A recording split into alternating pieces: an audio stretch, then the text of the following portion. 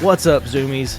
Welcome to the inaugural episode of the HVAC Zoomies podcast, hosted by Rhydon Atzenhoffer and Rachael Plein. Without further ado, those 5 lights are going out.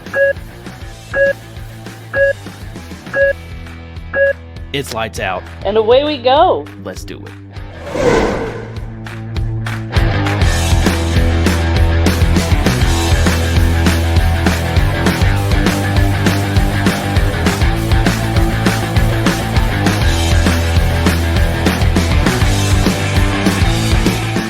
So everybody, I'm Rhydon Atzenhoffer, known as the host of the HVAC R&D podcast, and I am pleased to announce my newest co-host in this venture, Rachael Plein of Spectrum Air Solutions in Ontario, Canada. Rachael and I had the pleasure to discuss our favorite sporting topic, Formula One, during her episode of the podcast, the R&D podcast, episode 131, Running Down a Dream, last year. And afterwards, we both really enjoyed our discussion, and we've been plotting a way to find a way to talk about our shared hobby at some point ever since. So now that we've had a little bit of time to wrap our heads around it, here we are.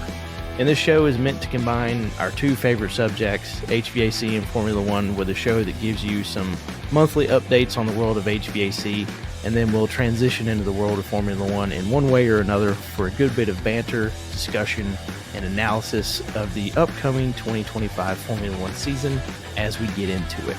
So, Rachael, thank you for hosting with me. I've been amped up about this. I'm so excited to do this with you. Thank you for having me. What a great opportunity, yes, to combine our great loves and, HVAC. It's awesome.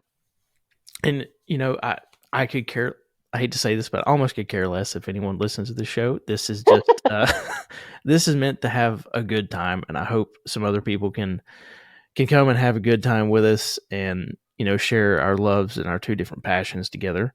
So we thought, two of our favorite segments of the last year is one I used to always like talking about things that were going on in HVAC news. And obviously Rachael and I both like talking about Formula One. So how do we put them together? So we thought we would have a show that talked about some very interesting HVAC topics really fast so that we could then talk about cars that go really fast. That's perfect. What a great segue. I think the biggest topic that has been affecting us in North America, since we are a North American podcast, since you're Canadian, I am from the United States of America. And I guess eventually maybe we can get Checo on the show since he doesn't have a job. Oh, that was below the belt. Sorry, Checo. Oh, but guy. I know that's sorry. I was supposed to do HVAC news first, but instead I just HVAC first. I just knifed Checo in the back. Probably not a good idea. He might have cartel friends. It's true. That's true. But so the major thing that has really been affecting the U.S., Canada, and Mexico lately is implementation of tariffs from our newly represidented Donald Trump. Most of it is, imports to the United States is a 25% import tax from Canada and Mexico, 10% from Chinese products from China. I don't know what all the reciprocal tariffs were in the past. I do know that I've read certain articles that say air conditioning systems and some things that are in our industry are exempt, but I've not seen all of that on paper. So I'm not really sure how some of it works. But, there's components and materials that our three nations, share directly in order to keep everybody hot and cool. Yes, very much. So, so far I haven't come into contact with any effects of the tariffs yet, but there have been notices put out from various suppliers and brands saying that this is coming into place. And on the distribution side, the manufacturer's rep side, we've seen different letters about some companies are already just implementing a plan to have a price increase based on what we know, where, it's day to day, whether stuff is getting suspended or pushed back. I know, everything was dropped at the beginning of March and then it almost immediately got suspended to April 2nd after conversations between different presidents. I'm hoping that the long-term effect of this is that it will truly allow people to go to the negotiating table to where imports and exports between all of our countries, as well as each of our additional ones for the United States that we talk to, it allows us to get on a level playing field in terms of tariffs.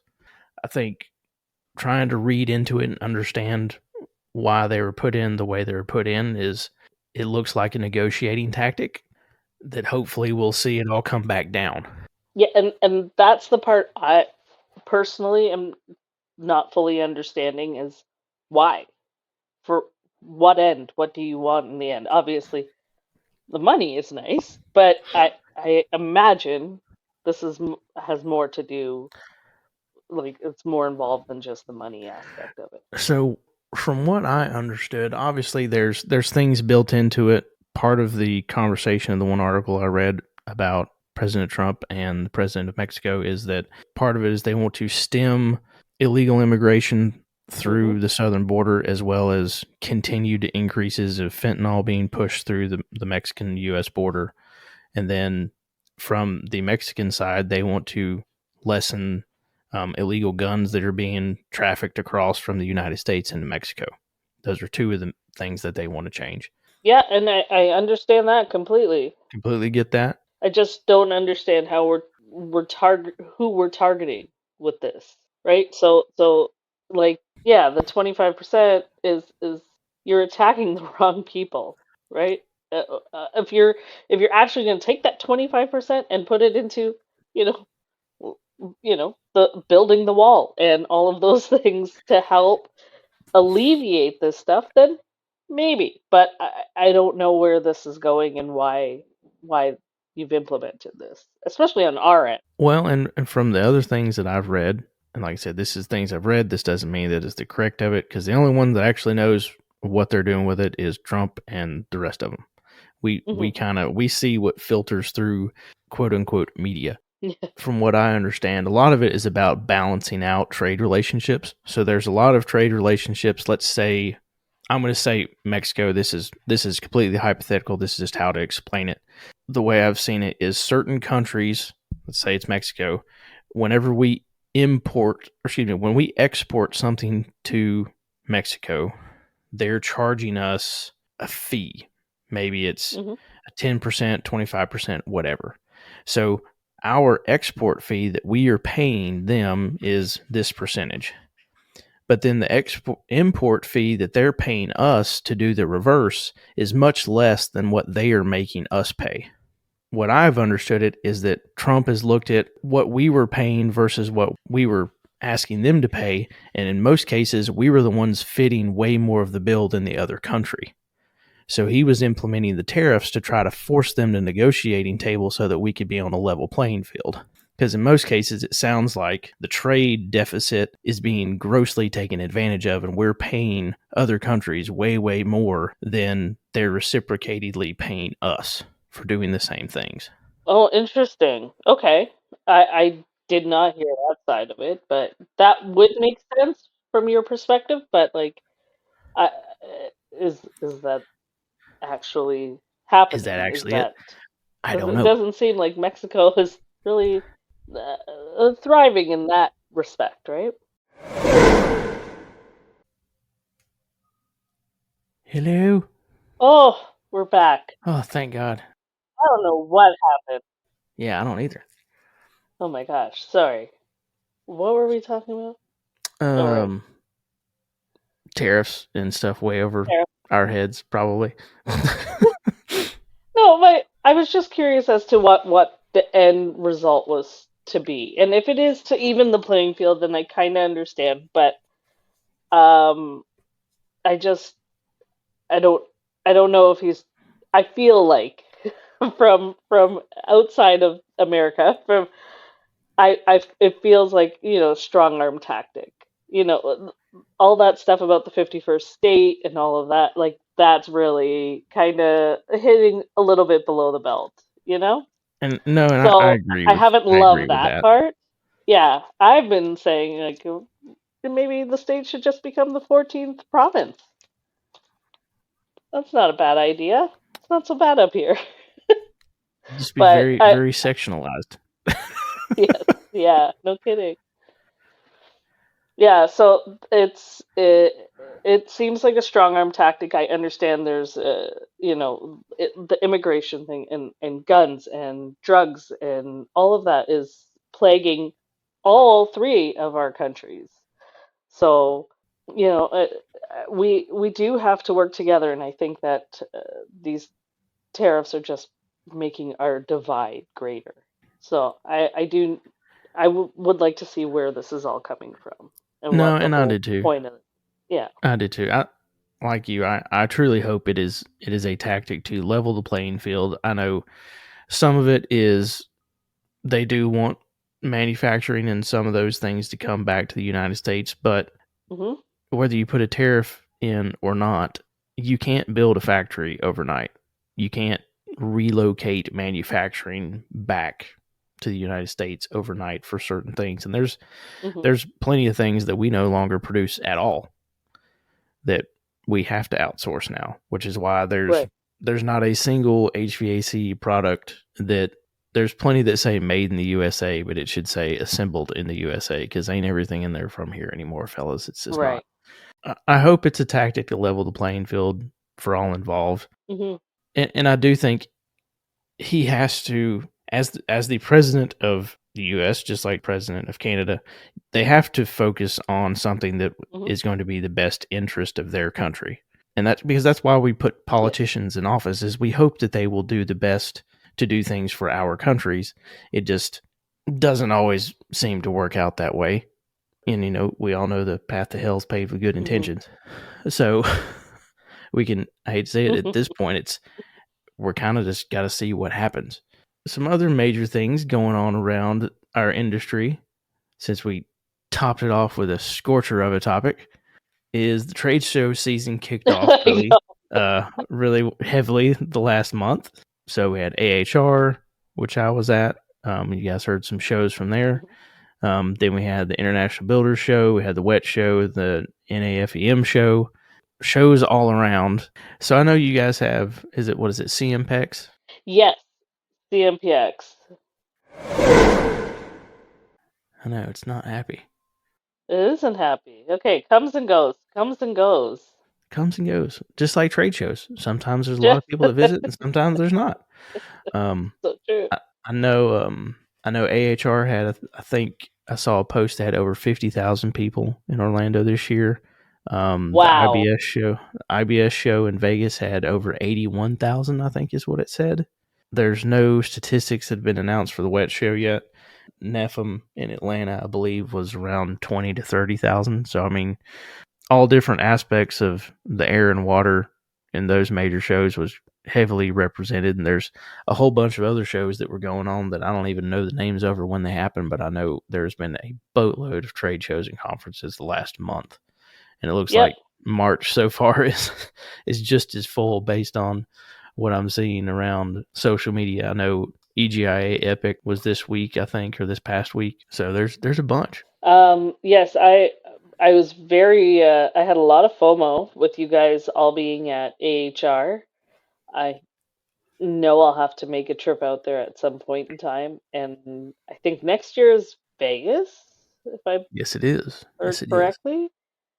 That might be a good option. Um, but yeah, it looks insane. And the CMPX show here is quite good as well, but I heard it's just a fraction of the HR show. So I would love to be able to go out there and see what's coming through the pipeline.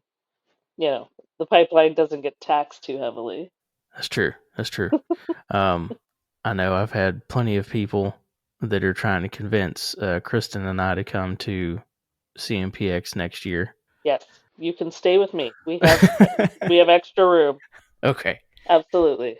Now, is it hosted at the same place every year? Or do they move it around or? No, it's in Toronto every year, and I'm about an hour outside of Toronto. So yeah, I go every other year. So it's every 2 years here, and yeah, it's great. It's great not only to again to see all the new products coming through because this is not from a tech standpoint. I don't get to see this stuff until it's on the roof and it's staring me in the face because there's something wrong with it. So it's nice to see what options are out there. And honestly, now as a business owner, uh, I have a great appreciation because I know now I can provide these options to my customers, that you're not stuck with just what I know. You have, I can increase, my market and what I can do and what I can offer customers. So this show is very important to my operation nowadays.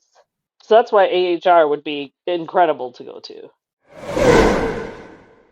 So the other main thing is both of our countries and really most of the whole world right now is obsessed with heat pumps. So heat pumps and even heat pump water heaters and anything that's Hmm. got an inverter of some sort is at the forefront of the market right now.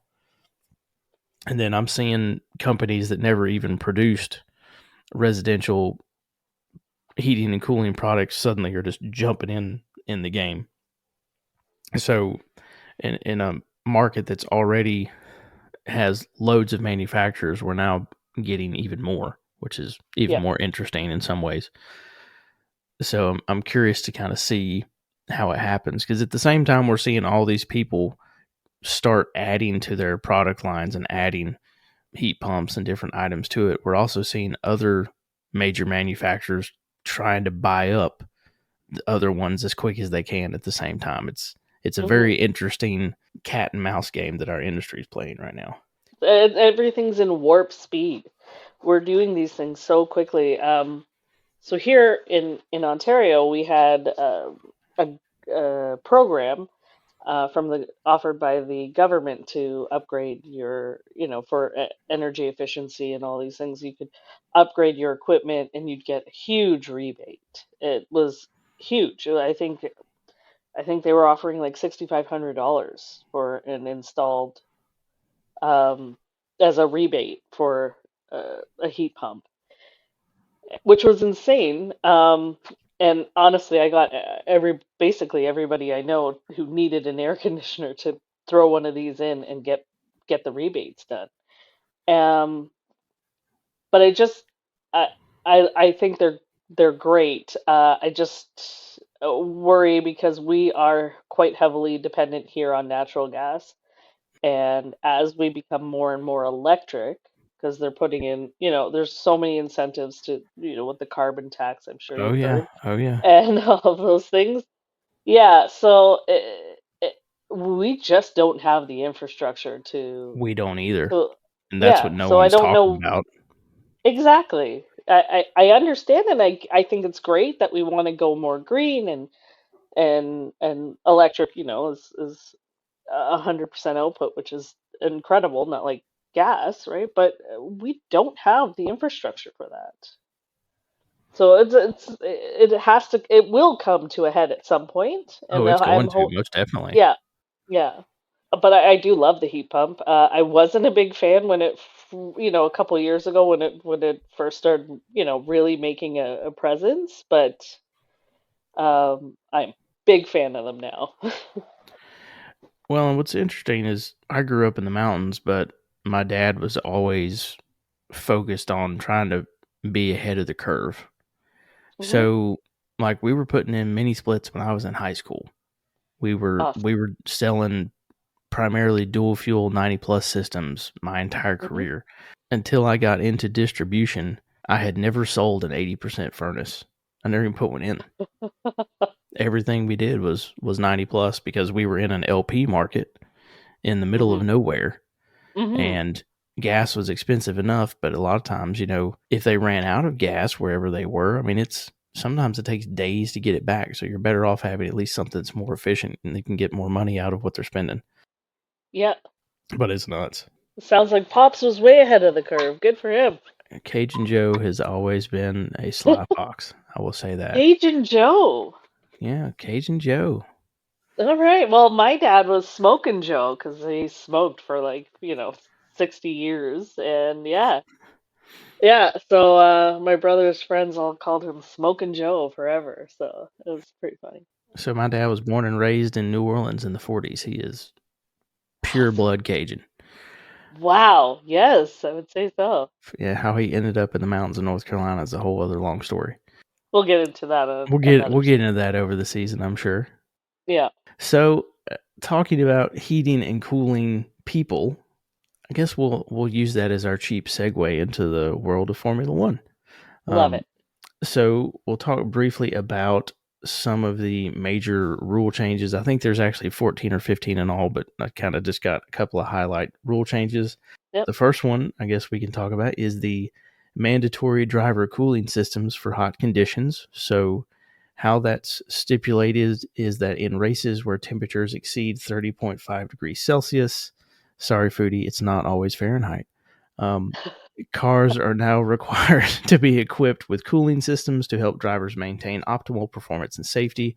This addition increases the car's minimum weight by 5 kilograms to accommodate necessary equipment. What's interesting about that is there's multiple weight accommodation changes this season, but what they're considering, I guess, that 30.5 plus is a heat hazard, so it'll be for sprint races and main races. And then if it is declared that a race will have it, every team has to put it in their car. Whether the driver chooses to use it or not, it has to be in the car and it has to be available because of the weight restrictions and everything else. Yeah. And then it's a fire resistant shirt, and it's integrated with tubes for cooling fluid circulation, and it can either be air, water, 2 different types of chloride, or glycol are the only things they're allowed to use. So they even stipulate what your cooling medium is. That is interesting. I didn't I knew part of that, but not as in depth as you've clearly gone. Um that uh, I mean, having myself work out in very hot conditions, this is quite necessary. I mean, you and I have talked about it where we've seen some of these drivers at the end of the races and they look like grim death. So Oh yeah, it's good that they're implementing something because these guys are losing a ton of fluids throughout their I think like 3 to 4 kilos is what they're losing a race. crazy. That's crazy weight. Takes me a lot longer to lose that.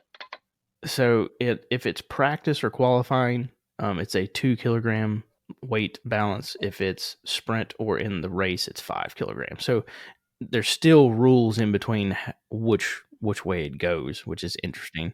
But the company that Formula One partnered with is called Chill Out Motorsports, which is an American company that actually specializes in driver cooling systems. Because I was like, well, if they're implementing this, where else is it used? So Yeah. it's also used in Formula E and it's used in NASCAR. Oh, interesting. Okay. It just went into effect for 2025 for Formula One. I think they use some of their technology in Formula E for managing battery temperatures, is Hmm. how they're used there. And then it's also cooling solutions for temperature controls of their controls in NASCAR. It's interesting to kind of see all the different places it's used. My question is, if we can design stuff like that for them, is there a way that we could design like a cooling vest or something like this that we could use in our For industry for me, these yes. people that are in extreme temperature environments, whether it be an attic or Hmm. specific types of boiler rooms, different stuff like that. So are there ways that could be repurposed into our world at some point too? Oh, 100%. This is with temperatures rising every year. I mean, something is going to have to come out. Like something's going to have to come out of this. We have to. It's impractical and really it's like just cruel sometimes when you have to work outside and it's hot and unbearable and unsafe, truthfully. I mean, this is what it's coming down to, is that they're saying that it's unsafe for these guys to be as hot as they are, and it could cause serious fatalities, right? So, yeah, and it's not any different for us as well. No, not at all. I was interested to hear like with the minimum weight aspect. Now, could they, I mean, because, we're in the industry, we know all about evaporative cooling. Could you just have a sort of an evaporative cooling type of system? like, is this weight at the beginning and end of race? Is this like, because then you could do something where you're, like a misting jets kind of thing. Well, I think it all comes down to weight. I think the maximum car weight, including driver, was 78 kilograms last year. Hmm. The minimum or the maximum weight for a car is now 80 kilograms. They added 2 kilograms to allow for Okay. drivers that are of different size. So I Hmm. think there's a certain amount that is now allotted for the driver. And if one driver's larger than the other, because half of them are 6'3" and half of them are 5'4", Yeah. there's obviously a weight difference there. So other cars were having to eliminate things out of the car to make the weight restrictions just because their driver was a bigger person. So Hmm. they're trying to level the field of driver weight being taken out of it so that if, let's say, a driver weighed 2 kilograms less than the other one, the other cars have to put in that ballast to make sure they're equally the same and they're not being able to cheat on weight that way. Interesting. Then, for that matter, you could just, yeah, if they pinpoint, I don't know what the numbers are, what it would come down to for the actual driver's weight to be, but then, I mean, that eliminates certain people out of the running to Correct. ever become a driver, right? Correct. So I think them doing that is to try to make it where, it doesn't matter. Obviously, you've got to be a certain size and shape to get in these dang cars, but Yeah. it eliminates, someone that's just because you're tall, you can't drive in Formula One because since you're tall, you weigh more than this little guy and not going to Right. happen for you. So I Yeah. think at least it's taking out some of that, that discrimination or however you want to term it that's in it. Yeah. And then I think by making it go to a universal style cooling system that the FIA just says this is what it is, that also keeps the teams from having to spend additional money to design that into the car because since they're all Right. on a budget cap now, how many of them would just scrap that like, oh, our driver will be fine. That's money we don't want to spend. Exactly. No, that's absolutely As true. a mandatory safety thing, I think it makes sense to do it that way. Hmm. But some of the other highlights we're seeing in rule changes, fastest lap bonus has been eliminated. Oh, okay. I didn't know that one. Some of the stink around them getting it eliminated supposedly stemmed from when Daniel Ricciardo got fastest lap in his last race at Singapore, which, Red Bull and Racing Bulls said that, allowing him to get fastest lap was really just, his send off because that was it for him. But other people argued that they did it on purpose to try to help Max. If 1 point was going to, I mean, I get it, it was a tight season, but if 1 point What? from the sister club team, and that's where they argued that they're saying that Red Bull told Racing Bulls to do this because they're the parent team. Yeah. 6 doesn't have one of the other. They probably did. They probably didn't. I don't know. We didn't hear that radio message. But so because of that, fastest lap has been eliminated for the second time now. Oh, I enjoy fastest lap. What I didn't understand was I feel like whoever got the fastest lap, no matter who it was, should have got the point. Yes. Yes. Yes. Agreed. Because then at least the guys at the back that are fighting over fastest lap can at least get on the board at some point, Yes. maybe. Agreed. Or No, exactly. it shakes up some pit strategies a little bit. Who knows? Which I love. I love that there's so many different facets to that with not only the fastest lap, but there's other ways to get points. Because if you know you're in a car that's just not going to win, there are other fights to fight. I love that. Well, who knows? Maybe it'll come back. Well, like I said, it's come back before. So I guess Yeah. apparently when I was learning about this, it was originally implemented when Formula One started. For the first, I think, 10 years, they had fastest lap, and then it was eliminated. And then it's been back since, I think, 2015, 2016, somewhere around there. Don't quote me on that. I think it's what I Hmm. read. But, I guess it's just meant to stick around for 9 years at a time, I guess. Okay. So another one is, and I've got to confirm this one, but I read one where there is now a mandatory 2 pit stops in Monaco. Oh, that's good because They need I it mean because otherwise yes, it's they you do. could pit on the first lap and just back the pack up all day. Yeah. because there's no way to widen that track. And No. I know that the new cars in 2026, I think, are supposed to be a little smaller than 2025, but still, there's nowhere to pass in Monaco. No. Back in the No, there day when the isn't. cars were skinny and old school and long, they could do that. You can't do that now. These cars are too big. Yes, they are. There are very, Um, very few spots. there are also DRS regulation adjustments. There was a bunch of stuff about the flexi wings, as they call them, that would kind of Mm-hmm. partially open on their own and give you what they call mini DRS. So they have changed the amount of gap that wings front or back are allowed to open up now, or flex. Flex, yeah. So it went from, I think the wing opening went from, it can only open up to like 10 millimeters instead of 15 or something. I mean, these are like very small changes, but It they makes a huge massively will difference, though. affect, Yeah. everybody's car design. And then the front wing flex is even smaller. Oh, that's good. That's going to be good.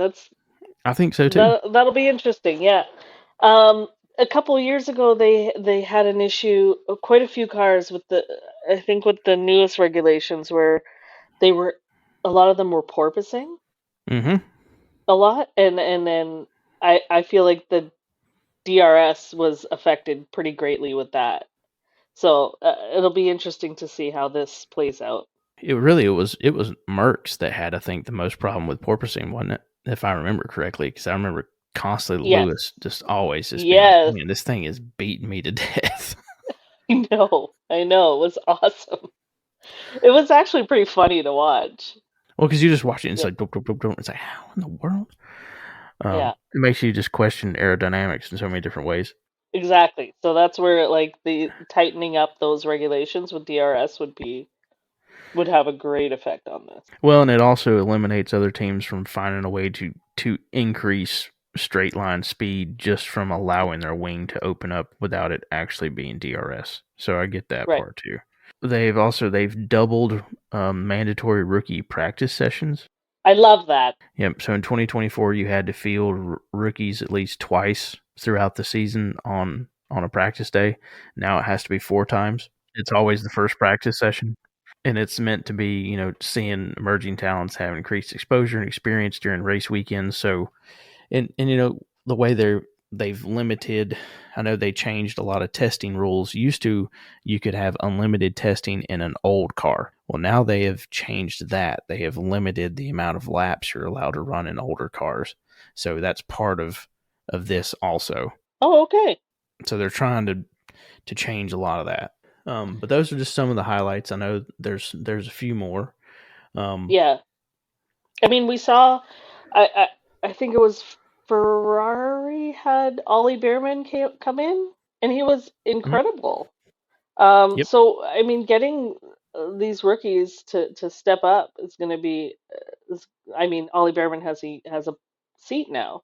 Well, but he got to race in Jeddah as Yeah, well because of Carlos having appendicitis, yeah, which that leads us to that led to Melbourne last year, which Melbourne's the first race of this season. So I yeah. thought we could take a quick little gander through the 2024 final standings, just kind of recap all that. We all know that Max won his 4th in a row, but Ugh, Red Bull did not. no, that was awesome.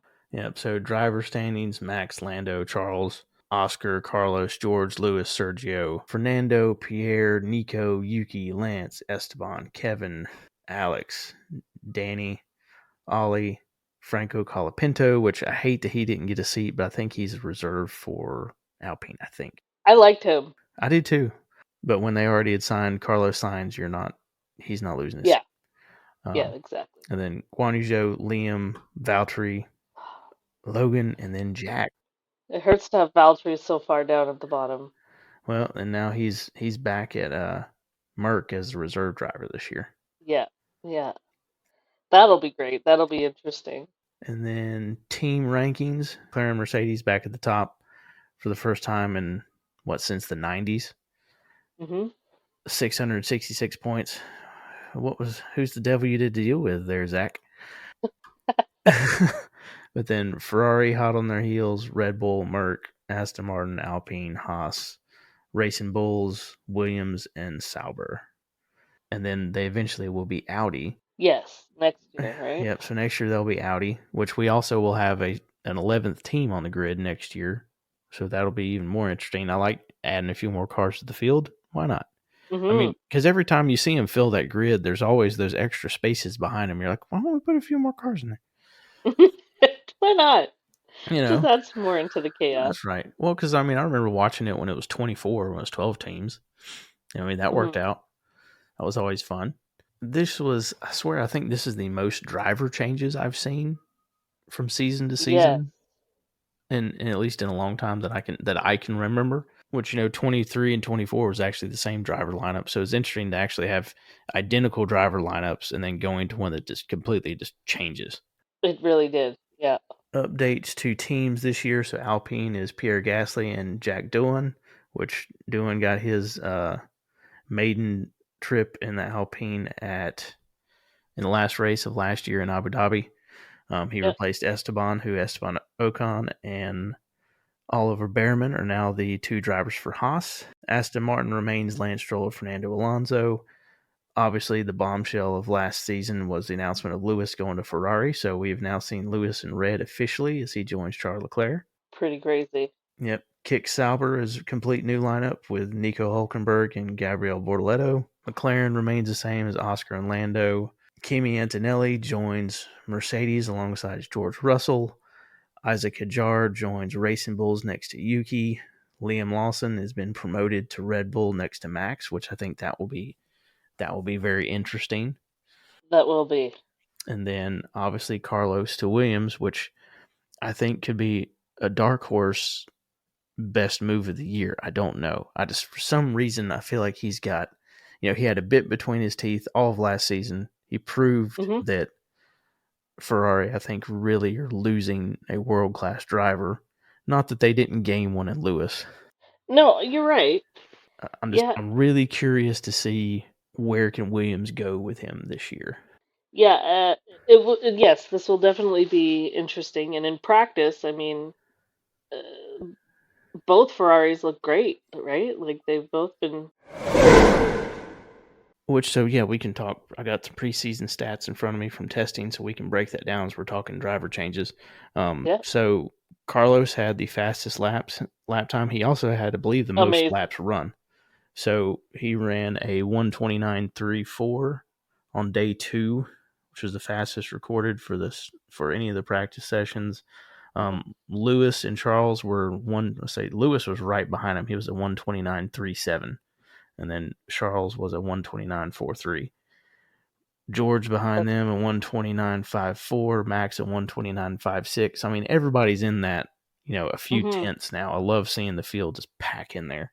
But yeah, so fastest times, the top 12 were Carlos, Lewis, Charles, George, Max, Alex Albon, Oscar, Pierre Gasly, Yuki, Esteban Ocon, Kimi Antonelli, and Lando. So, Ferrari looks strong. I think Williams having 1 and 6. I think. Yes. Do I think Yeah. they're going to be? Do I think they'll be top 4? I don't know, but I think they could rule the midfield. Yeah, that's very interesting because they haven't had a very manageable car. Now they have had a fast car, but it comes down to Yep. manageability, and Yep. I feel like it was lacking something there. So this will be really interesting to see how Well, that and plays out. Alex proved that you could score consistent points in a Williams even when it Hmm. wasn't on its best day over the last couple of years. The problem is Right. they've not had a second or another driver that was anywhere near on par with Alex. He's So a great driver. I think seeing Carlos jump in right there, I think it's either going to raise Alex or we'll see what happens because Alex struggled next to Max, but he was also Yes, younger. he did. He was Yes. younger, which they were both. I mean, hell, Max ain't old either. But No. he was younger, and that was just a different environment. I think now it may be a little bit difficult from him going from being the clear number 1 to now he's really may or may not be. He may only be Yeah. the number 1 based on status of being with Williams. Hmm. So I don't know. And I think that's an I mean, interesting putting him dynamic. with Matt too, back when he was with Red Bull, like it was very apparent, and it was apparent before that Max was their number one, and they put everything into Max, Yep. and number two was there just for Max, right? So that was, I mean, that was the whole reason why Danny Rick left, right? Like Yep. the And the writing was on the wall there for that. So yeah. It'll be interesting to see now if, I mean, Alex did prove himself very much to Williams, so it'll be interesting now with the dynamic between him and Carlos. so, based on which you really can't base anything on preseason testing. We know Hmm. based on any other preseason testing, it's completely different first race weekend anyway, because so many people are just messing with different things. But if based on moving around and how we saw last season, who do you think are the biggest just title contenders right now based on what we've seen on changes and on preseason? Uh, I I am a big Lando fan, but I think we'll see Oscar. I think I I like I Lando too, but think we'll. Oscar's just I ruthless. know, I do exactly, and just Oscar so reminds me cool. of Max because he Yeah, just doesn't back down, and he's not going right. to. Yeah, and he what is this, his third season? This will be his third season. Yep. Third season, yeah, and I mean, last season was incredible for him, but I mean, he was the way they played Lando and Oscar together was pretty brilliant, but at the same time made no sense. Like No, it it was caused a lot of infuriating. problems. It It caused a really lot of did. problems. Which in Yeah, I just watched one of the episodes of Drive to Survive. They kind of get into that, and you can see the backside of it.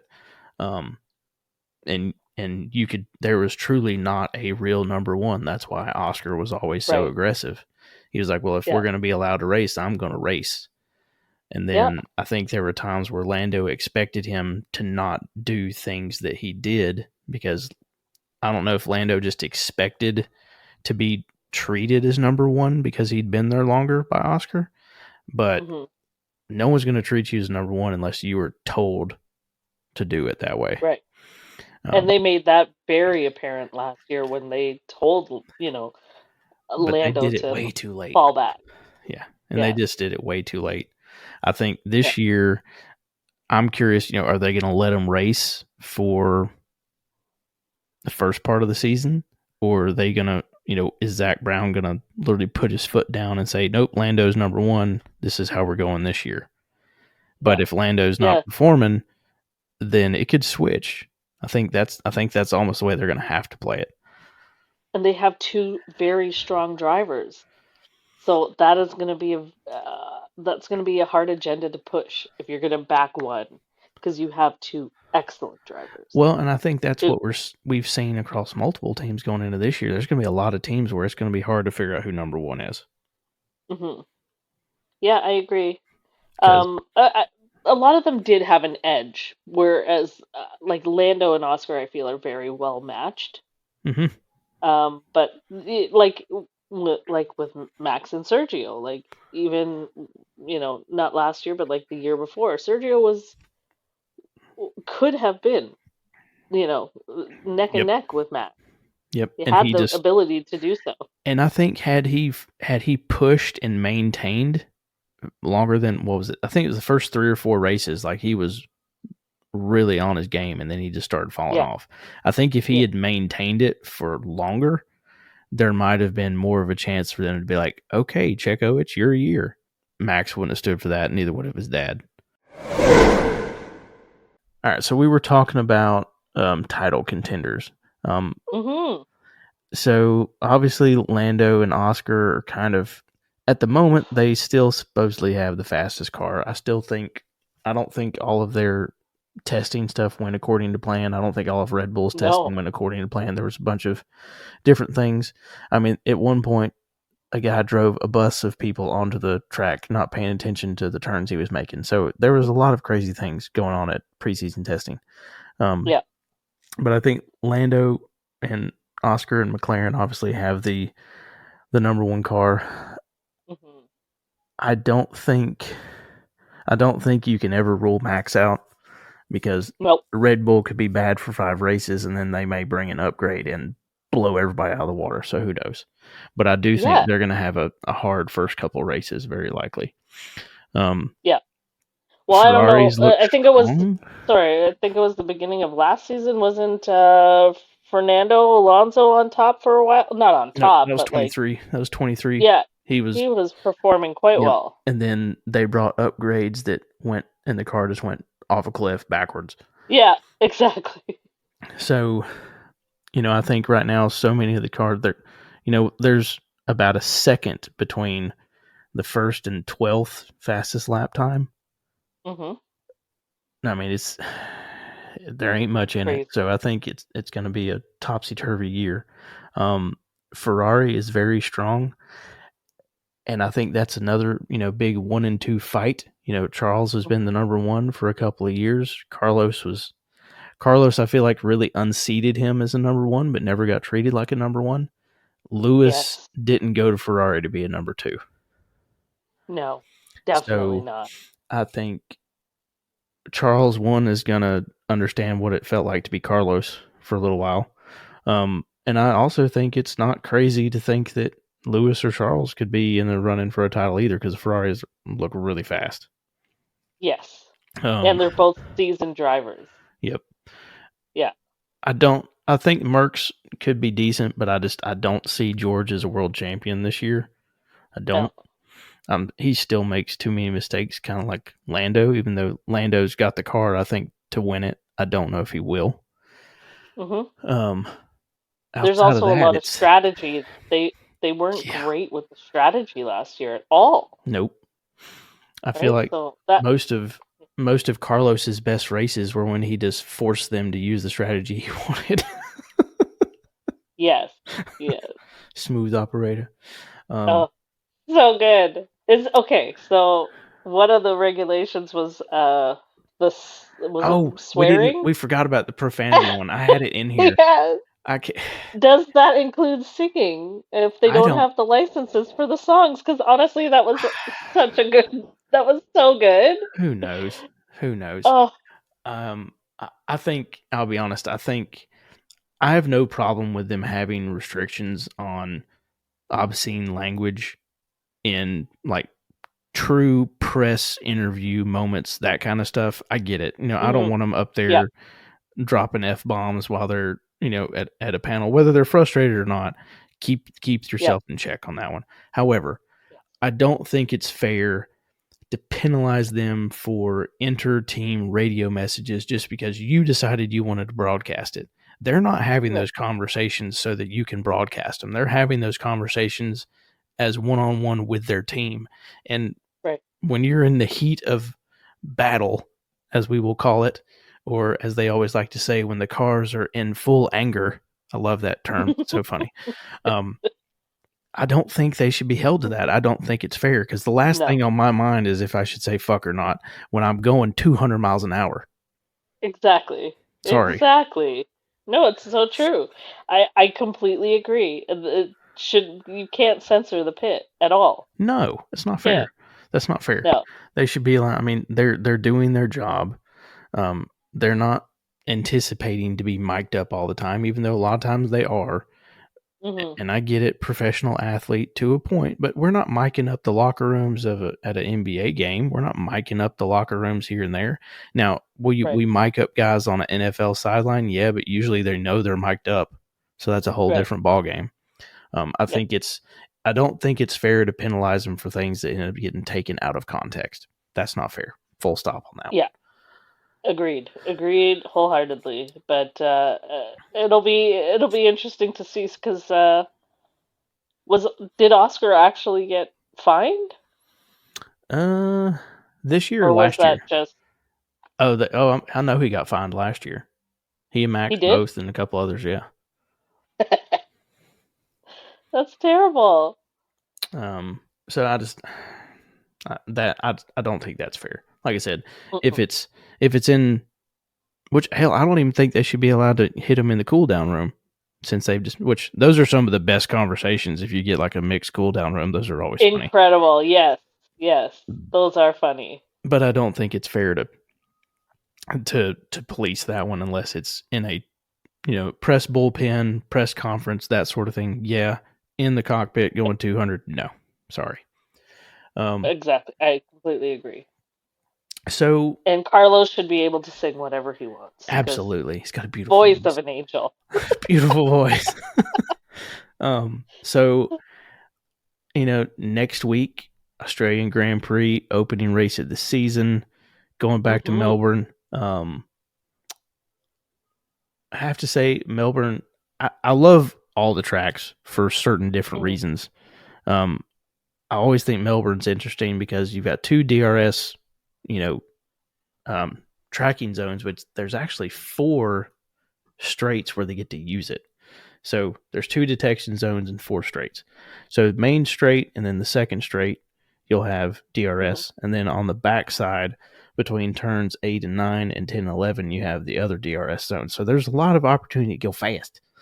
But yes, with these cars being so tied together right now, are we just going to see DRS trains, or is there going to be enough speed difference in these cars to see them overtaken enough? I'm very curious about that. Yeah. I mean, it's an awesome race for us to have as the first one. It's the layout is pretty incredible. So Yep. it's gonna be a really good fiery first round for sure. Well, and it's it's a decently long track. It's what 5.2 kilometers, with the lap records, minute and 19 seconds, which was actually Charles last year, even though Carlos won it, which is funny. Yeah. I don't know. It's going to be interesting, and it's also it's partially like actual street too, so it's kind of hybrid. It's a hybrid track, so I'm curious to see how it plays out. Oh, I didn't know that. Yeah. Yeah, I think there's a Hybrid little bit track. of. I think some of it is there's some parts that they have to put it together. Yeah, it's temporary. So circuit at start of the weekend is often slippery, rubbery, and rubbers in as the session progresses. It's also one that requires well-sorted chassis, several spots on the track where they need a reactive front end to allow them to check up in the corner, but it is one of the fastest on the calendar. Awesome. That's a great way to start the season. Yeah, so Max's 2024 pole lap, he averaged over 250 kph the whole lap. So you're hauling it that whole lap, even though there's some hefty turns. You're booking it, but a lot of that's because you've got 4 different places where you're opening up the back wing. Straightaways, yeah. That's awesome. Full race results last year was Carlos, Charles, Lando, Oscar, Sergio, because Max blew up like 3 laps in. So was it interesting? Yes, right. It was a Ferrari 1-2, McLaren 3-4. So I honestly think those 4 cars are going to be at the top of this coming weekend as well. They are arguably the fastest cars, right? Yep. So, I think I'd put my money on McLaren for 1-2, but we'll see. I think this is what we'll do this kind of as we finish each show. We'll do some bold predictions. One, we'll see how our bold predictions for the season are going, but then we'll see how we did on our bold predictions for the races individually as well. I love it. I think that's going to be so. I think give me 3 bold predictions for 2025. I want to go first with one. Okay. Which my bold prediction is that Lewis gets a Ferrari win before Charles. Ooh. Because I feel like if that happens, it will be very spicy. Oh gosh, yeah, that would be could be detrimental to Charles. Oh, interesting. I think we'll see like if Lando hasn't fixed his start yet, because I don't know what it is. Whenever he's in pole position, he just cannot hold on to it. So, bold And prediction: Lando will continue bottling his starts. yes, I think so. I hope he's fixed that, because if he hasn't, I think we'll see Oscar outwork Lando. I agree with that. Um, Hmm. Another one, I think we will see a Williams on the podium at some point. I think yes, I agree with that. And it'll I either think come from Williams is on brilliant the rise for racecraft sure. or yeah, I think it'll come from great racecraft, or it will come from a race that just absolutely gets turned on its head. One of the two. So Williams on the podium. Yes. What's another one for Uh, you? uh, Let me think about this. This is a tough one. Huh. Yeah, I think honestly, I don't think we'll see. I think we might see Mercedes struggling more with having a new driver. He's fast though. He's I been know, and fast it's a good car, but when it's I at the think right track. yeah, I think there's a pressure element to that I don't that rookies can't really get through, as easily as the veterans. So I think you'll see that happen a little bit. Oh, I'm trying to think of my other big number three. Lewis wins in red. Williams on the podium. Oh, I almost want to say Oscar gets a win before Lando, but I feel like then I'm just stealing my same story from Lewis. But Mm. oh, But I Oscar's a good driver. I don't Oscar puts his foot down. That's what I think. Yeah, yeah. They're both pretty fearless drivers, but yeah, I think Oscar yeah, I think he's quite talented. All right, Rachel, one more for you. I would to switch it up a little bit. Um I'd like to see more. I think we'll see more of an improvement with Yuki. I like it. I really like him. I think as he gets a few years under his belt, I think we'll see. I think the potential is there. Yeah, he could get a podium. I think Yuki gets so. a podium. I like it. That's a bold prediction. It is. But I think he is a very good driver. I think he's just trapped in a car that's not as great. I agree with that. Hmm. All right, so Australia Grand Prix this coming week. That's tough. Okay, so you said, you think we'll see the two Ferraris and the two I think top four is McLaren. Ferrari, McLaren. Hmm. And you think it's going to go Ferrari 1-2? Because I think it'll go McLaren 1-2. I'd love to see a Ferrari 1-2 just because I think it would shake up so much. I'm gonna say Ferrari 1-2. That's my first bold prediction for Australia. I feel like you're saying McLaren 1-2. I got Ferrari 1-2. You got McLaren 1-2. Yeah. I think Max gets on the podium potentially. Hmm.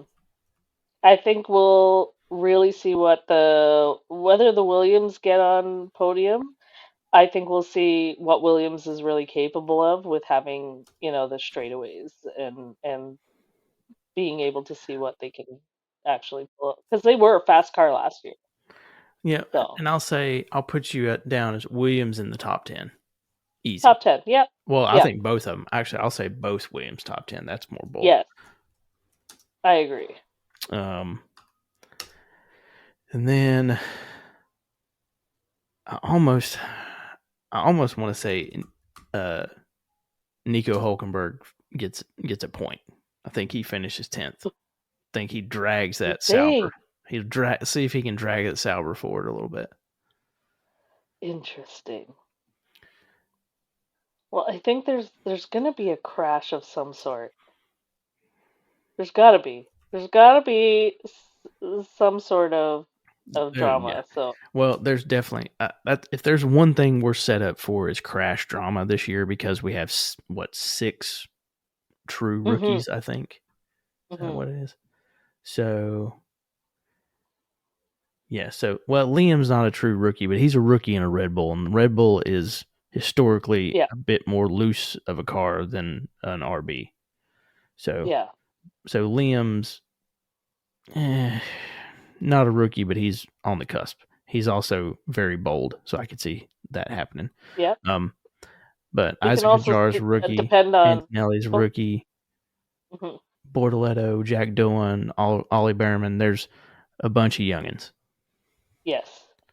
So I Yeah. think we're keen for And some it's a mix-ups fast there. enough track Yep. to do something real stupid. So, and we Big also have, crash. our tried and true Lance Stroll, right? That's true.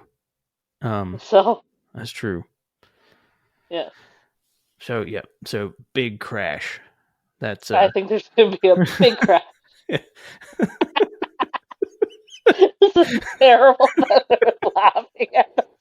Big crash. that's well, I mean, that's no different than talking about Daytona and NASCAR. It's like, all right, when's the big one gonna happen? Because it's Oh, gonna happen at some point. I mean, at some it's point so much somebody's. worse when it happens there. Oh yeah, but I'm saying it's well. I mean, at least their Oof. car is enclosed. True. But no, I could see a big crash. I think so. Turn one, maybe. Exactly. That's I think. exactly. I mean, we might be on a safety car before the first lap's over. We may have a I restart. know. Watch next weekend. We'll sit down and we'll be watching, and we'll be like, "Aw, they all got out alive out of the first crash. Shoot, Like, out of the first turn. oh, jeez. But there's Awful." plenty to trip up on that one. So, all right. So yeah. Outside of that, what's most exciting about headed to the first race? It's the first race. I just want to see racing It ready to exactly, go. exactly.